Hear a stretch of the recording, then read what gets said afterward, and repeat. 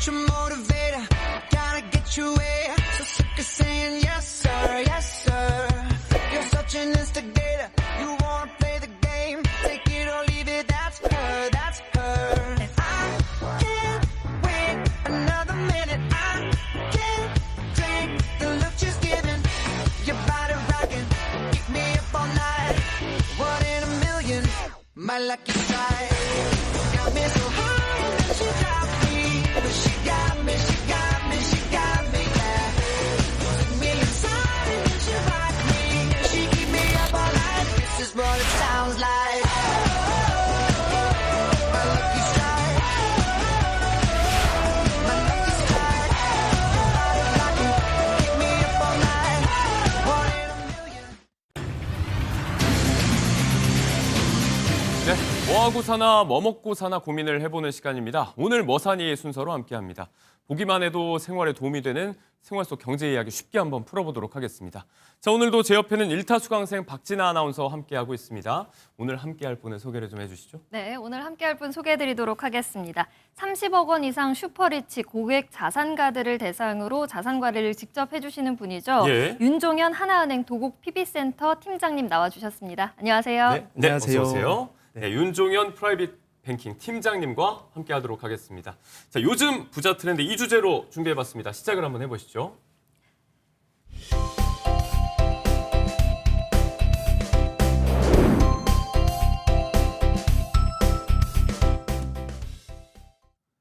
네, 하나은행 윤종현 PB 팀장님과 함께합니다. 일단 박진아 아나운서에게 좀 물어볼게요. 네. 요즘 이제 슈퍼리치라고 해서 뭐 어느 정도 자산가여야 이런 수식어가 붙는지 모르겠지만 이 슈퍼리치들을 위한 자산관리사들이 지금 금융권에서 좀 뜨고 있다고요. 네, 그렇습니다. 슈퍼리치 자산관리사, 그러니까 고액 자산가들을 대상으로 한 자산관리 특화 부문을 말을 하는데요. 예. 은행들이 이 부분에 있어서 서비스를 강화하고 또 늘려나가는 추세입니다. 지난 5, 6년 전에는 75개 지점이 이 같은 서비스를 운영을 했었는데 지난해 기준으로 90개 가까운 지점이 계속해서 이 같은 서비스를 늘려나가고 있는 상태고요. 네. 은행별로 차이는 있겠지만 5억, 30억, 100억을 기준으로 해서 초고액 자산가들을 나누고 또 이에 맞는 가업 승계라든지 예. 자산 포트폴리오 등을 1대1로 직접 관리를 해주고 있는 상태입니다. 고액 자산가들에 대한 맞춤 관리를 해주는 이 PB센터들이 지금 은행별로 늘고 있다. 사실 옆에 모셔놓고 이렇게 여쭤보기가 좀 개면적긴 해서 오늘 모신 이제 윤종현 팀장님이 네. 이런 일을 하시는 건데 고액 자산가들의 재산을 관리해주고 계시다. 실질적으로 이런 프라이빗 뱅커들이 부자들에게 어떤 도움을 주고 계신 건가요? 실제적으로 하나은행을 비롯해서 이제 시중의 대부분 은행에서는 이제 특정 금액, 그러니까 거액 자산을 은행에 예치해 주시는 VIP 손님들을 예. 별도로 관리해 주고 있습니다. 실제로 일반 영업점과 다르게 그 VIP 손님들을 따로 관리해 주는 PB센터를 네네. 운영을 하고 있는데요. 실제로 이 PB센터를 거래하시는 VIP 손님들은 PB 자산 관리뿐만 아니라 이제 여러 가지 상속 증여, 예. 뭐 법률 상담 아니면 뭐 외국환에 이어서 그리고 뭐 문화 예술 스포츠 관련된 오. 여러 가지 비금융 서비스까지 제공해 드리고 있습니다. 네. 그래서 하나은행을 좀 말씀을 드리면 네네. 아까 말씀해 주신 것처럼 골드클럽이랑 클럽원 브랜드를 나뉘어서 손님들을 따로 관리를 하고 있는데요. 골드클럽은 5억 이상 예치금 기준으로 관리를 하고 자산이 있고 5억이요? 네, 맞습니다. 그리고 클럽원은 30억 이상 기준으로 하고 있는데 사실은 이것도 어떻게 보면 한 10년 전 기준이긴 해요. 지금은 자산가들이 이제 지속적으로 늘어나고 있으면서 네. 말씀해 주신 것처럼 50억, 100억 손님들도 지금 늘어나는 추세의 관리를 하고 있습니다. 네. 네. 이게 지금 해당 은행에 예치된 수신액 기준인 거잖아요. 맞습니다. 예금이나 투자 상품 기준으로 이제 수신액 기준으로 30억을 보시면 되시겠습니다. 전액 현금 기준. 현금입니다. 어. 예. 그렇다면 이제 은행에만 30억이고 네. 그럼 전체 자산은 더 크다고 볼 수도 있는 거고 맞습니다. 네. 일단 뭐 이 기준도 높여가고 있다고 하는데 네. 어떤가요? 그 추세의 변화에 따른 이 기준을 선정하는 특별한 이유들이 있을까요?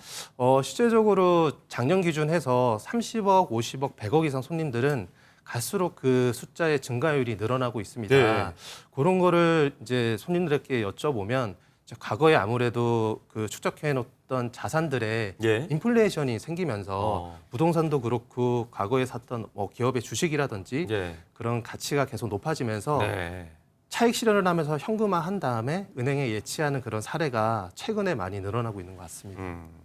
자, 이런 고액 자산가들의 숫자도 늘고 또 자산 규모도 커지고 있고 또 여기에 더해서 이제 구성원들의 면면을 보면 예전에는 특정 전문 직군들이 좀 많았는데 요즘은 이 구성원들 그 유형도 좀 굉장히 다양해지고 있다고 들었어요. 네, 맞습니다. 어떤 분들이 좀 눈에 띄던가요? 과거에는 의사나 변호사 전문직 분도 계시고 그리고 이제 기업의 오너분들이나 이제 그 대기업의 대표를 역임하셨던 분들도 예. 이제 계셨는데요. 최근에는 저희가 이제 흔히 들을 수 있는 영리치 분들이 많이 늘어나고 있습니다. 영리치요? 예. 그러니까 사업이나 뭐 우리 흔히 하는 카페나 음식점을 뭐 프랜차이즈를 확장해서 사업이 잘 돼서 네. 그런 거를 사모펀드에 지분 매각을 해서 이제 현금화하는 금액이 상당하거든요.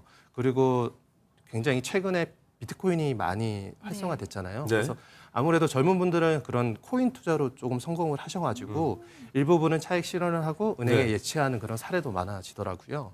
예. 그 말씀하신 영리치라고 하면 이제 주로 나이대가 어느 정도가 좀 눈에 띄어요? 20대 분도 계시고 네. 한 30대 분도 계시고 좀 다양한 것 같습니다. 근데 적어도 저희는 한 30대, 40대 정도까지는 그렇게 보고 있고 전통적인 자산가들은 그래도 좀 연령대가 있으신 한 60대 정도로 보시면 될 것 같아요. 네. 네. 뭐 이제 젊은 뭐 20대 투자가들까지 포함해서 이제 그렇게 자수성가해서 맞습니다. 고액 자산가에 또 속하는 분들도 좀 있다고요. 네. 그러니까 어떻게 뭐 하고 살아나 좀 반성을 좀 해봐야 되는 대목이기도 한 것 같습니다. 앞서 초고액 자산가들의 수가 늘고 있다는 말씀을 좀 해주셨는데 네. 구체적으로 이 추세 증가세 어느 정도 되는지 좀 파악이 가능할까요? 실제로 저희가 말씀드린 것처럼 5억, 10억을 기준으로 과거 10년 전에는 자산가로 분류를 했다면 네. 지금은 10억, 30억, 50억 나아가서는 100억까지 자산가들 분류를 하고 있습니다. 실제로 그 작년에 이제 하나은행도 그 증가율이 상당을 했고요. 예. 과거 5년전 대비해서는 특히 최근 2개년도에 증가율이 상당히 는 걸로 알고 있습니다. 네. 네. 그렇다면 지금 이제 또 특정 통계를 보니까 대한민국 최상위 자산가 한 만여 명이 갖고 있는 금융 자산이 뭐 전체에서 차지하는 비중이 뭐 4분의 1이 넘어가고 있다. 이런 네. 통계도 나와 있는데 네. 이렇게 지금 늘어난 자산가들 또 그리고 자산 규모들 이분들이 실제로 지금 우리가 지금 이야기하고 있는 주제들 자산 관리사들을 찾는 비중도 좀 늘어나고 있다고 체감을 하시는지 어떠세요? 맞습니다. 왜냐하면 앞서 말씀드렸던 자산 인플레가 좀 심해지면서 그들이 가지고 있는 어떤 그 부동산 가치가 이제 현금화되면서 은행에 많이 유입되고 있고요. 이제 그만큼 은행에서도 그 개인적으로 가지고 있는 자산이 개인 1인당 자산이 늘어나면서 예. 그것 때문에 그분들을 위한 특정 100억 이상 손님을 위한 전담 팀도 지금 꾸리고 있는 상황입니다. 예. 알겠습니다. 자, 어떠세요? 지금 가까이서 이런 고액 자산가 분들과 또 피부를 맞대고 이야기를 많이 하고 네, 있는데 뭐 이런저런 이야기, 일 이야기, 금융 이야기 말고 여러 이야기들을 하고 계실 테니까 네. 가까이서 봤을 때 이분들이 어떻게 지금 살아가고 있는지 생활 습관은 어떻고 또 평소에 어떤 사고방식을 좀 갖고 살아가는지 네. 좀 눈여겨볼 점들이 있으시던가요? 실제적으로 그 자산가분들을 직접 만나서 말씀을 들어보면 일단은 뭐 60대 이상의 자산가들이 좀 많으신데요. 예. 젊으셨을 때 어느 정도 성공을 거두고 본인만의 일단 생활 패턴이나 철학이 있으셨던 분들이세요. 기본적으로 무조건 부지런하셨던 분들이고 그리고 사회와 경제가 돌아가는 어떤 그 상황에 대해서 항상 꾸밈없이 연구하고 공부하셨던 것 같아요. 그래서 그런 습관들이 은퇴를 하셨던 지금도 아직까지 남아 있어서 네.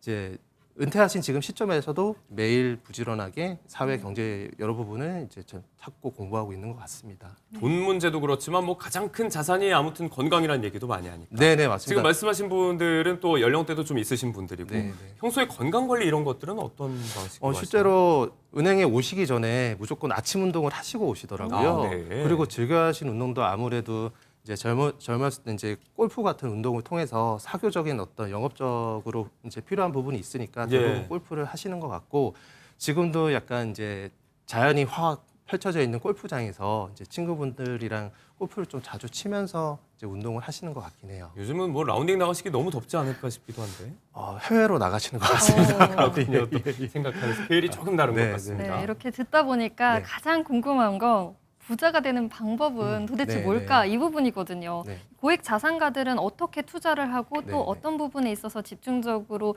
자기가 투자를 하는지 이 부분 네, 네. 설명해 주실 수 있을까요? 네네. 실제적으로 말씀을 들어보면 저희 대한민국에서는 과거에 이제 그 확실히 오를 수 있는 자산을 생각하기에 그게 부동산이었습니다. 그리고 실제로 부동산 투자를 통해서 이제 수익을 많이 창출을 하셨고요, 자산가들이.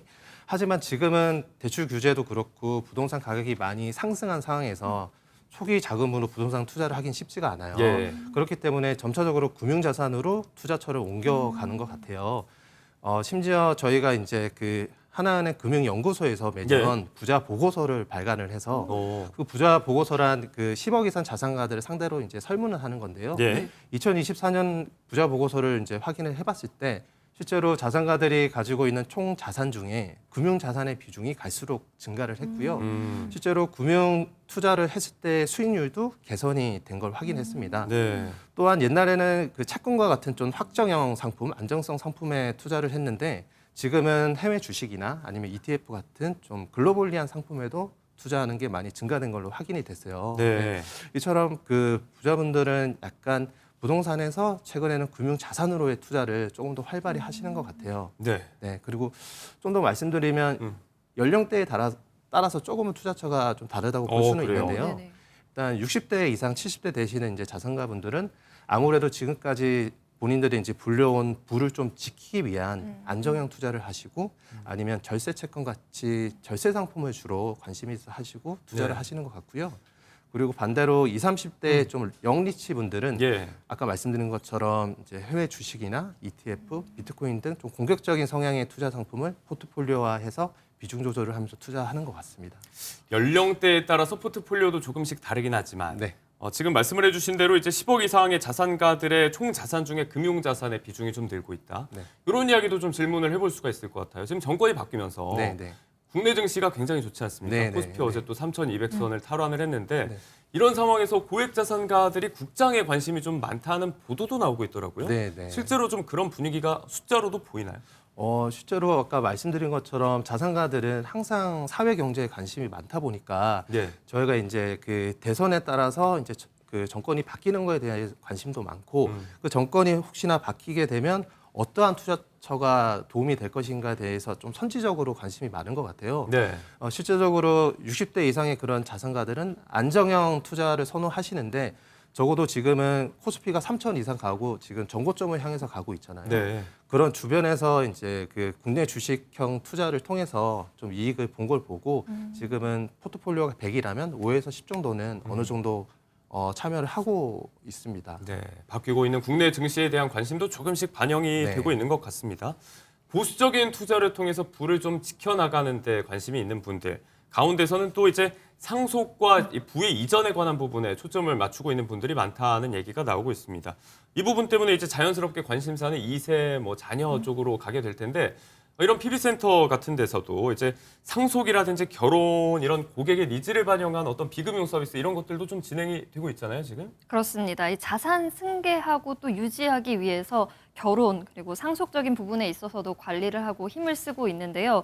한 은행은 이 AI, 인공지능을 활용을 해서 본인 또는 본인의 자녀가 만날 상대를 찾아주는 이런 서비스를 진행을 하고 있기도 하고 또 다른 은행에서는 미술과 관련된 상품을 제공하고 있는데요. 네. 그러니까 미술 작품 도슨트라든지 아니면 미술과 관련된 강연 이렇게 인문, 문화 예술 부분에 있어서 교양 예술 강좌를 열어주고 있기도 하다고 합니다. 네. 전에 보니까 이제 금융권 행사에서는 이 기업 고객들, 고액 자산가들의 2세들을 대상으로 해서 뭐 네트워킹이라든지 뭐 세미나나 뭐 교육 관련 프로그램도 많이 진행을 하고 있는 것 같던데 실제로 좀 어떤 눈에 띄는 서비스 이 가운데서 비금융 서비스 중에서 이런 거는 좀 획기적으로 볼만하다 하는 얘기들도 있을까요?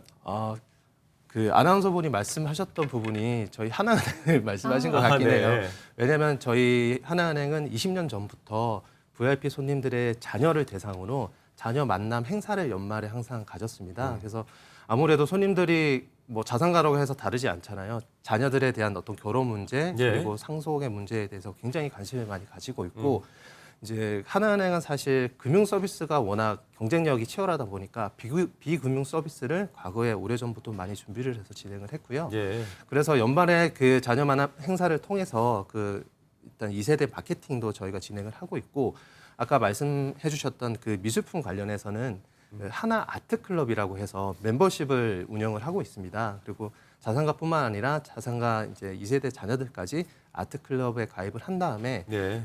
도슨트도 초대를 하고 아니면 문화 공연 예술 이런 여러 가지 공연에도 초대를 하면서 좀 더 거래를 활성화하고 있습니다. 뭐 이런 만남 주선이 있다면 실제로 매칭해서 결혼까지 이루어지는 케이스도 좀 있을까요? 실제로 있고요. 네. 저희가 이제 손님들 개인 정보이기 때문에 말씀을 못 드리지만 예. 충분히 잘 20년 동안 진행을 해 오고 있기 때문에 만남도 잘 성사가 되고 있는 걸로 알고 있습니다.